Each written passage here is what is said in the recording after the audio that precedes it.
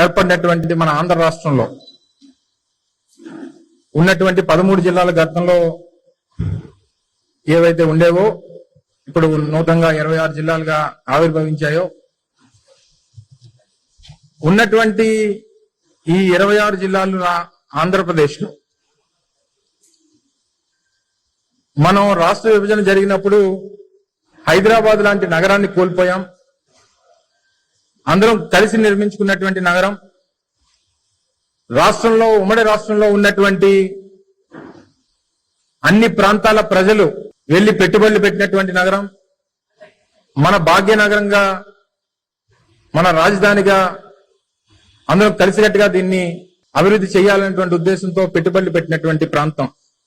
రాష్ట్ర విభజన జరిగిన తర్వాత హైదరాబాద్ లాంటి నగరాన్ని కోల్పోయినప్పుడు సహజంగా అందరం కూడా బాధపడ్డాం. సరే, రాష్ట్ర విభజన జరిగిపోయిన తర్వాత ఉన్నటువంటి ఆంధ్రప్రదేశ్ లో అటువంటి భాగ్యనగరాన్ని తలదన్నేటువంటి నగరం మనకు కూడా ఒకటి ఉంది.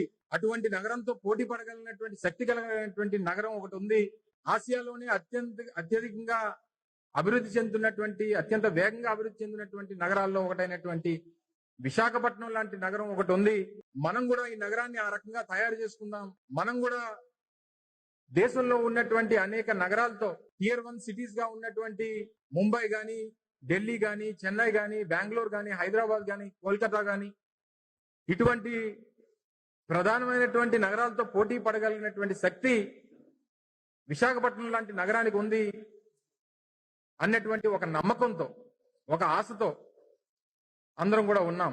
మరి అటువంటి నగరాన్ని గడిచినటువంటి రాష్ట్ర విభజన జరిగిన తర్వాత జరిగినటువంటి మొదటి ఎన్నికల్లో చంద్రబాబు నాయుడు ముఖ్యమంత్రి కావడం, ఇటువంటి నగరానికి చేతినివ్వాల్సినటువంటి సందర్భం ఉన్నప్పటికీ తాను కొనుక్కున్నటువంటి భూములకి రేట్లు రావాలని, నూతనంగా ఏర్పడేటువంటి ఒక రాజధాని ఏర్పాటు చేసి అక్కడ భూములు కొనుగోలు చేసి రియల్ ఎస్టేట్ చేద్దాం అన్నటువంటి ఉద్దేశంతో అమరావతి లాంటి ప్రాంతంలో తీసుకుని వెళ్లి అక్కడ రాజధాని పెట్టడం, విశాఖపట్నం లాంటి నగరాన్ని పూర్తిగా శ్రద్ధ పెట్టకుండా వదిలేసినటువంటి సందర్భాలు మనందరం చూసాం. ఈ రోజు విశాఖపట్నం నగరానికి మళ్ళీ కొత్త ఆశలు తీసుకొని వచ్చి ఈ ప్రాంతాన్ని, ఈ నగరాన్ని అభివృద్ధి చేయాలని, రాష్ట్రానికి కార్యనిర్వాహక రాజధానిగా దీన్ని చెయ్యాలని చెప్పి గౌరవ ముఖ్యమంత్రి జగన్మోహన్ రెడ్డి గారు నిర్ణయం తీసుకున్నటువంటి సందర్భాలు కూడా మీ అందరికీ తెలుసు.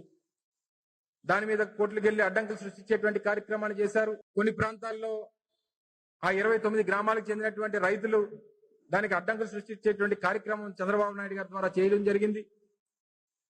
ఇదంతా జరిగిన తర్వాత బిల్లుని రిపీల్ చేయడం, మళ్ళీ కొత్త బిల్లు తీసుకొని వచ్చి మళ్ళీ ప్రజల ముందు పెడతామన్నటువంటి మాట కూడా ముఖ్యమంత్రి గారు చెప్పడం జరిగింది అసెంబ్లీ సాక్షిగా. అయితే విశాఖపట్నం తాలూకా బ్రాండ్ ఇమేజ్ ని ఏ రకంగా దెబ్బ కొట్టాలనేటువంటి ఒకే ఒక్క ఆలోచనతో చంద్రబాబు నాయుడు గారు నడుం బిగించినటువంటి సంగతి మనందరం కూడా చూస్తా ఉన్నాం. ఒకే ఒక్క అక్కసు విశాఖపట్నం నగరం మీద ఆయనకున్నటువంటి అక్కసు ఏంటంటే, విశాఖపట్నం నగరం తాలూకా భూములు విలువలు పెరిగితే, విశాఖపట్నం అభివృద్ధి చెందితే, విశాఖపట్నం ఒక మహానగరంగా ఎదిగితే, విశాఖపట్నం దేశంలో ఉన్నటువంటి ప్రధానమైనటువంటి నగరాలతో పోటీ పడేటువంటి పరిస్థితి వస్తే, తాను కొనుగోలు చేసినటువంటి అమరావతి ప్రాంతంలో ఉన్నటువంటి భూముల తాలూకు విలువ ఎక్కడ పడిపోతుంది అనేటువంటి ఒకే ఒక్క ఆలోచనతో విశాఖపట్నం నగరం మీద విషం చిమ్మేటువంటి కార్యక్రమం చేస్తా ఉన్నాడు.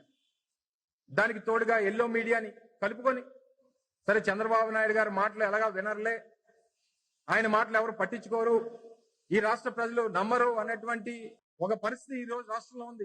ఈ సమయంలో తనకున్నటువంటి కొన్ని పత్రికలు, కొన్ని ఛానళ్ల ద్వారా విశాఖపట్నం మీద విషం చిమ్మాలనేటువంటి ప్రయత్నం గడిచినటువంటి కాలంగా విశాఖపట్నాన్ని ఎప్పుడు ఎగ్జిక్యూటివ్ క్యాపిటల్ గా చేస్తామనేటువంటి మాట మా ప్రభుత్వం, ముఖ్యమంత్రి జగన్మోహన్ రెడ్డి గారు చెప్పారో ఆ నాటి నుండి విశాఖపట్నం మీద విషం చిమ్మేటువంటి కార్యక్రమం చేస్తా ఉన్నారు. ఈ రోజు వరకు ఒక్క ప్రభుత్వానికి సంబంధించినటువంటి ఏ కార్యక్రమం చేస్తా ఉన్నాం, కనీసం ఒక తట్ట మట్టి కూడా ఏనివ్వకుండా కోర్టులకు వెళ్లి అడ్డంకులు సృష్టించేటువంటి కార్యక్రమాలు చేస్తా ఉన్నారు. మీ అందరికీ తెలుసు, గడిచినటువంటి ఒక సంవత్సర కాలం క్రితం విశాఖపట్నంలో తో పాటు కొన్ని ప్రధానమైనటువంటి నగరాల్లో స్టేట్ గెస్ట్ హౌస్ నిర్మాణం చేపట్టాలని చెప్పి ఒక జీవోని తీసుకుని వస్తే దాన్ని కూడా ఈ రోజు కోర్టుకు వెళ్లి అడ్డంకులు సృష్టించేటువంటి కార్యక్రమాన్ని చేశారు. ఈ రోజు విశాఖపట్నం అన్ని రంగాల్లో అభివృద్ధి చెందుతా ఉంది, అన్ని విధాలుగా అభివృద్ధి చెందుతా ఉంది.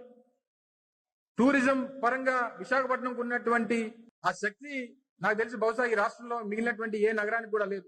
అటువంటి విశాఖపట్నం నగరంలో ఈరోజు టూరిజం సంబంధించినటువంటి ఒక ప్రాజెక్ట్ ని ఋషికొండ ప్రాంతంలో మీ అందరికీ తెలుసు, పూర్వం నుంచి ఋషికొండలో ఒక హిల్ టాప్ రిసార్ట్ ఉండేది. అక్కడ ఒక 5 స్టార్ రిసార్ట్ ని నిర్మాణం చేపట్టాలని చెప్పి టూరిజం ద్వారా ఆ ప్రాజెక్ట్ ని నిర్మాణం చేపడతా ఉంటే వాళ్ళు రాసేటువంటి విషపు రాతలు చూడండి.